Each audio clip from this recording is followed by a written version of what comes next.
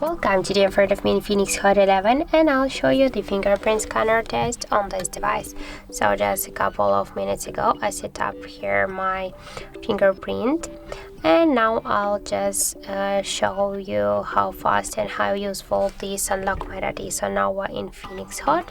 I'll make a couple of tries, like 5, and we'll see the results there. So let's start.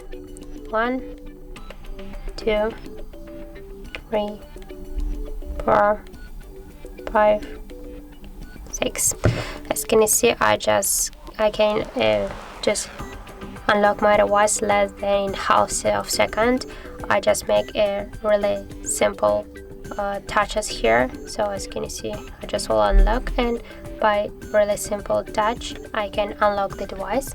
So I think that the fingerprint unlock method is really fast and useful, and if you don't like some unlock methods like the pin code or the patterns, you can use the fingerprint scanner, and I suggest you to try that. But always be sure that here the fingerprint scanner and your just fingers, they are clean to unlock the device more successfully. So that's it. Thank you guys for watching, and if you found this video helpful, don't forget to leave a like, comment, and to subscribe our channel.